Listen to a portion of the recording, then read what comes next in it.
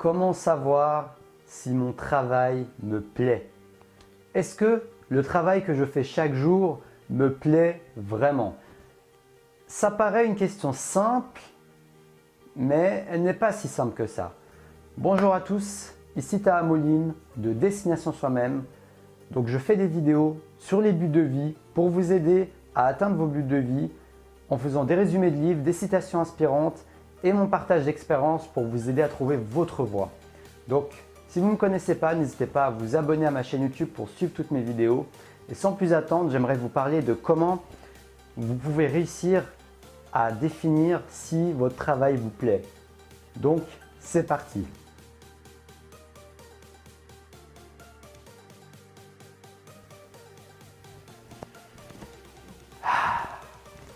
Bon, en fait, ça paraît une question très simple. Ça paraît une question même basique. Vous pourrez vous demander, mais c'est évident. Ça se voit quand un travail me plaît ou quand un travail ne me plaît pas. C'est quelque chose qui paraît intuitif. Et il y a une part de vérité si vous me dites ça. Parce qu'effectivement, il y a beaucoup de personnes qui arrivent à ressentir directement si leur travail leur plaît. Elles n'auront pas forcément besoin que je leur théoritise cette vidéo. Mais nous ne sommes pas tous comme ça. Je sais qu'il y a des personnes qui sont beaucoup plus intuitives que d'autres.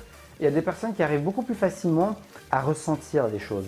À ressentir si dans leur travail, elles sont dans la bonne voie, si elles sont à leur place. Alors qu'il y a une énorme également quantité de personnes. Donc je ne connais pas les chiffres, mais je dis ça vraiment dans mon intuition. Il y a beaucoup de personnes qui, en fait, elles sont entre les deux, c'est pas tout blanc ou noir. Il y a très peu de personnes qui ne savent pas du tout si leur travail leur plaît. Elles ont quand même une petite idée, mais qui se trouvent au milieu. C'est-à-dire qu'elles se disent, ce travail, je ne sais pas trop s'il me plaît. Vous voyez, il y a beaucoup de je ne sais pas en fait. C'est ça en fait. Il y a beaucoup de gens qui sont dans la position par défaut qui est je ne sais pas. Je ne sais pas si mon travail me plaît. Je ne sais pas si je suis à ma place. Je ne sais pas ce qui me plaît dans ce travail. Peut-être que certaines personnes se disent, ouais, j'adore ce travail. J'adore mon quotidien et faire mon travail, mais en fait, pourquoi j'aime autant mon travail? Qu'est-ce qui me plaît vraiment dans ce travail? Et ce manque de clarté, que ce soit pour la personne qui a l'impression de ne pas aimer son travail ou la personne qui a l'impression d'aimer son travail, peut amener une certaine confusion. Donc plus vous aurez de clarté et de précision face à tout cela, et mieux vous vous connaîtrez. Et la connaissance de soi, je vous l'ai déjà dit, c'est quelque chose de primordial dans votre développement personnel et surtout pour trouver votre but de vie. Pour avancer vers votre but de vie, ça va vous demander d'apprendre à vous connaître vos valeurs, vos forces, vos qualités, ce qui vous fait vibrer, la manière dont vous fonctionnez, etc., etc. Donc, le premier élément qui va vous aider à définir si votre travail vous plaît ou pas, ce sont vos émotions. C'est votre niveau d'émotion, les sortes d'émotions que vous ressentez au quotidien. Et ce, dès le matin, quand vous vous réveillez le matin. Quel type d'émotion ressentez-vous? Est-ce que vous vous sentez excité, enthousiaste? Vous avez hâte d'y aller? Vous avez hâte juste de vous lever de votre lit et de commencer votre journée pour aller au travail?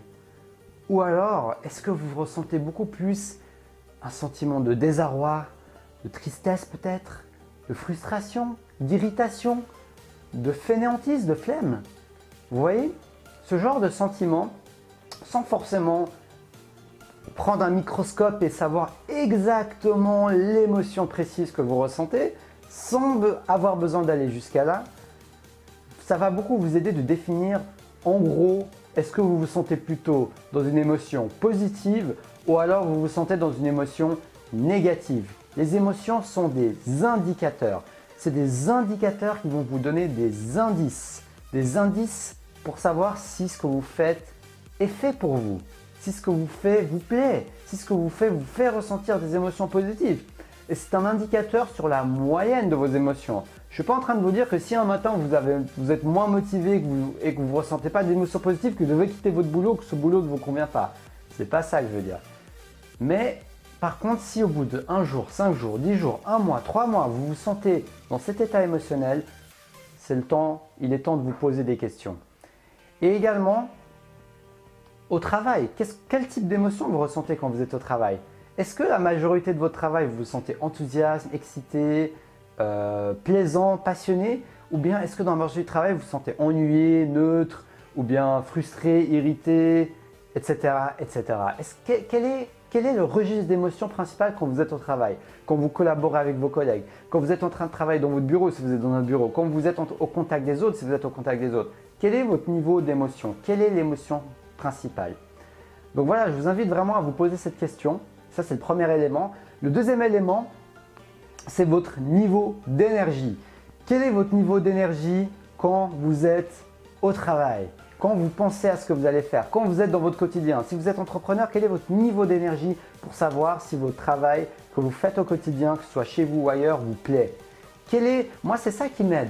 Je ressens mon niveau d'énergie qui augmente quand je tourne une vidéo, quand je lis un livre sur le coaching, quand je lis un nouveau livre sur le développement personnel, quand je regarde une vidéo sur le développement personnel, quand je commente, quand j'interagis, quand j'échange, quand je crée, quand je fais des brainstorming pour trouver des nouvelles idées de contenu. Toutes ces choses me procurent des émotions dans le registre positif, dans le registre de l'excitation, dans le registre de la passion, dans le registre du vivant. Vous voyez, toutes ces choses, je sens que je me sens vivant, je ressens une énergie. Ça ne veut pas dire que je suis toujours énergique, mais ça veut dire que je suis plus énergique quand je parle de ma passion, quand je parle de développement personnel, quand je parle de coaching, quand je sors d'une séance de coaching, par exemple, je me sens ressourcé.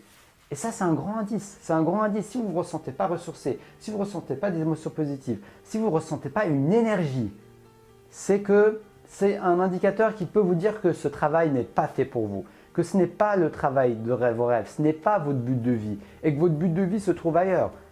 Ce qui est intéressant, c'est qu'aussi le but de vie peut être séparé de là où vous gagnez beaucoup d'argent. Peut-être votre boulot vous apporte beaucoup et vous êtes en train de vous dire mais qu'est-ce qu'il me raconte là?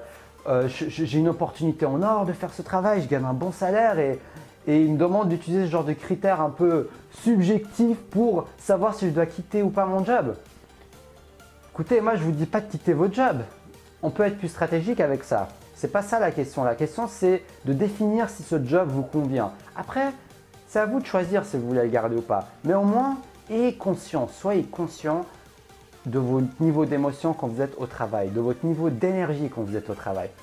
Est-ce que vous communiquez avec vos collègues avec énergie, enthousiasme? Est-ce que quand vous êtes au travail, on sent que vous êtes à votre place, on sent que vous êtes motivé, quoi, tout simplement. La motivation, ça se devine par votre langage non verbal en fait, par votre ton de voix, votre enthousiasme, par votre sourire. Est-ce que vous souriez quand vous êtes au travail? Moi, je remarque quand je fais des vidéos, c'est à vous de me dire dans les commentaires, mais je pense que dans la plupart des cas, je suis assez souriant, je suis plutôt énergique. Et bien évidemment, je peux m'améliorer parce que plus je fais de vidéos, plus je serai énergique, plus je serai à l'aise et plus je dégagerai encore plus tout ça, tout ce que je veux dégager, cette motivation, cette passion. Mais ça va venir avec le temps, petit à petit. Mais l'important, c'est que globalement, vous vous sentez énergique à l'intérieur et que ça se dégage à l'extérieur. Donc posez-vous bien cette question. Je vous avais fait une vidéo pour vous aider à avoir plus d'énergie au quotidien. Je vous mets le lien dans la description. Allez la voir. C'est une vidéo où je vous donne des astuces concrètes pour vous aider à être énergique si ça vous intéresse. Et le troisième point, c'est votre niveau d'engagement. L'engagement, l'investissement que vous mettez au travail. Ça va être un gros indice sur est-ce que ce travail est fait pour vous, sur votre satisfaction et votre cohérence avec vous-même et votre travail. Est-ce que vous vous engagez? Est-ce que vous prenez des initiatives quand vous êtes au travail? Est-ce que vous vous donnez de votre temps, de votre énergie? Par exemple, si vous travaillez 8 heures par jour, est-ce que parfois, si vous restez plus longtemps, est-ce que ça vous dérange vraiment ou bien vous arrivez à quand même apprécier rester plus longtemps? Ce genre de questions, vous voyez, est-ce que vous êtes prêt à donner plus? Est-ce que vous êtes prêt à donner votre maximum? Est-ce que vous comptez vos heures et minutes quand vous êtes au travail? Est-ce que vous êtes en train de toujours regarder l'heure? Ça, c'est un gros indice qui peut être vraiment, vraiment, vraiment révélateur. Est-ce que vous regardez souvent l'heure, votre montre, les secondes, les minutes, vous comptez chaque minute de pause, etc., etc. Parce que j'ai remarqué que moi, personnellement, quand j'étais dans un travail qui n'était pas totalement en cohérence avec moi-même, j'avais cette tendance. Après, il y a aussi des mauvaises habitudes. Même si ce travail peut vous plaire, vous pouvez avoir une sorte de fainéantise, des choses à travailler sur vous-même, etc. Mais mis à part cet aspect, c'est un gros indice qui va vous permettre de définir si ce travail vous plaît. Voilà, est-ce que vous prenez l'initiative d'en faire plus, par exemple, de demander dans votre travail voilà, votre patron et vous êtes dans une situation où il y a besoin de travailler plus, Est-ce que vous serez le premier à lever la main et dire « Ok, moi j'ai envie de faire ça » parce que vous avez envie d'évoluer dans ce travail, parce que vous voyez rester dans ce travail dans 5, 10, 15, 20 ans, parce que vous savez que c'est une demi-heure ou une heure de plus que vous allez faire aujourd'hui, c'est rien du tout par rapport à votre désir, votre passion, votre motivation, votre envie de continuer dans cette voie. Vous voyez, vous n'allez pas vous arrêter à 1 minute près, à 5 minutes près, à une demi-heure près. Vous voyez, vous allez avoir une vision beaucoup plus à long terme si vous êtes en cohérence avec votre but de vie. En gros, pour résumer ça, quand on aime, on ne compte pas. Donc il y a l'aspect de l'engagement, votre énergie, votre manière de travailler, votre implication, mais également le temps que vous êtes prêt à donner, comme je vous l'ai dit. Et le dernier point, c'est également tout ce que vous êtes prêt à faire en dehors de votre travail. Parce que là, je vous parle beaucoup de votre niveau d'énergie au travail, etc. Mais qu'est-ce que vous faites en dehors de votre travail? Parce que comme je vous l'ai dit, si vous faites un travail que vous aimez, c'est comme si vous ne travaillez pas. Il y a une citation qui dit « Fais un travail que tu aimes et tu n'auras jamais à travailler un seul jour de ta vie ». C'est une citation de Confucius.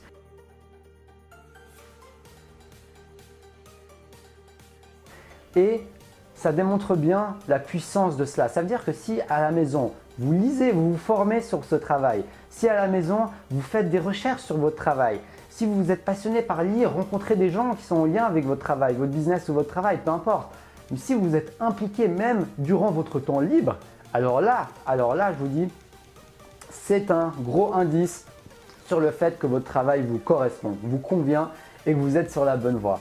Donc, vous voyez, il y a vraiment beaucoup d'éléments sur lesquels vous pouvez vous fixer, sur lesquels vous pouvez analyser. Et pour finir, je dirais sur lesquels vous pouvez ressentir, suivre votre intuition. Ça va être le bonus, l'astuce bonus que je vous offre dans cette vidéo. Malgré tout ce que je vous ai dit, malgré ces 3 étapes, suivez toujours votre intuition. Parce que votre intuition sera votre meilleur guide, sera le dénominateur qui va vraiment vous envoyer un message. Parce que votre intuition vient de votre inconscience, quelque chose qui vient de là, vous ne vous rendez même pas compte, mais ça va vous transmettre les messages qui sont les plus en cohérence avec vous-même. Maintenant, la question que vous pouvez vous poser, c'est est-ce que vous allez écouter cette intuition? Est-ce que vous allez lui faire confiance? Est-ce que vous allez vraiment l'écouter et oser suivre votre intuition? Donc, dans tous les cas, si vous suivez ces 3 étapes, ces 3 critères de l'énergie, des émotions que vous ressentez et de votre implication en temps, en travail et en formation, en savoir, vous allez vraiment avoir un gros indice sur si ce travail vous convient.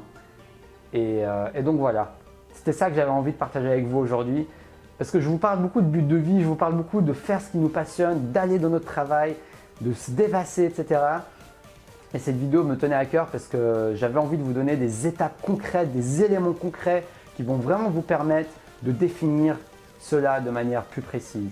Donc voilà cette vidéo, j'espère qu'elle va vous être utile et que vous allez pouvoir être beaucoup plus au clair sur votre quotidien. Vous pouvez utiliser ça également si vous êtes étudiant d'ailleurs. Si vous êtes maintenant étudiant et que vous êtes en train d'aller à l'université, au collège ou je ne sais pas où, utilisez ces 3 étapes, ça va être le même principe. Est-ce que vous vous engagez en dehors des cours? Est-ce que vous faites vos devoirs? Est-ce qu'à la maison vous faites vos devoirs? Est-ce que vous faites plus que vos devoirs? Est-ce que vous vous intéressez à ce que vous apprenez en cours? Bon, je ne vous parle pas des matières générales, vous ne pouvez pas tout aimer, mais si vous vous spécialisez dans une matière, par exemple à la fac, est-ce que vous vous intéressez à ça en dehors? Est-ce que vous êtes énergique? Est-ce que vous êtes motivé? Est-ce que vous vous réveillez avec la pêche le matin quand vous allez à la fac? C'est le même principe au final. Quand vous êtes entrepreneur également, si vous choisissez un domaine, vous pouvez vous poser cette question également. Donc vraiment, c'est une structure qui peut marcher sur beaucoup d'aspects et même sur une passion que vous faites dans votre quotidien. Après, la passion, voilà, c'est un hobby, c'est un loisir, ça a moins de conséquences, ça vous prend moins de temps, mais quand même, vous pouvez utiliser ces structures pour vraiment tout. Mais mon but principal, c'est que vous aider à trouver votre but de vie, donc c'est pour ça que cette vidéo est plus centralisée sur le travail, etc., votre vie professionnelle, votre passion et votre but de vie. Donc, si vous avez aimé cette vidéo, si cette vidéo vous a aidé, ou si vous pensez que cette vidéo peut aider quelqu'un dans votre entourage, dans votre cercle social, dans vos amis Facebook, peu importe, abonnez-vous pour me suivre, likez cette vidéo et partagez-la pour aider les autres à se rapprocher de leur but de vie. C'est tout ce que je vous souhaite, de faire de votre quotidien un quotidien qui vous passionne, qui vous plaît, dans lequel vous vous sentez en cohérence. Donc n'hésitez pas à me dire dans les commentaires ce que vous avez pensé de cette vidéo Et si ça vous a aidé, n'hésitez pas également à me le dire. Et quel est le critère qui vous aide le plus? Est-ce que c'est l'énergie? Est-ce que c'est les émotions? Ou bien est-ce que c'est votre implication, votre investissement? N'hésitez pas à me dire ce que vous en pensez. Et puis, je vous dis un grand merci de suivre mes vidéos. Je fais également une formation sur comment vaincre la peur de l'échec. Je vous coach littéralement par vidéo pour vous aider à vaincre cette foutue peur de l'échec qui vous bloque justement à agir. Et donc, si ça vous intéresse, je vous mets ça dans la description de la vidéo. Et donc voilà. Donc, si vous êtes intéressé par le coaching, envoyez-moi un email pour savoir si je suis disponible pour vous offrir des heures de coaching. Je suis en pleine formation. Pour l'instant, je suis disponible pour offrir des heures de coaching, donc profitez-en. Et je vous dis comme d'habitude, à la prochaine pour une prochaine vidéo. Restez passionnés.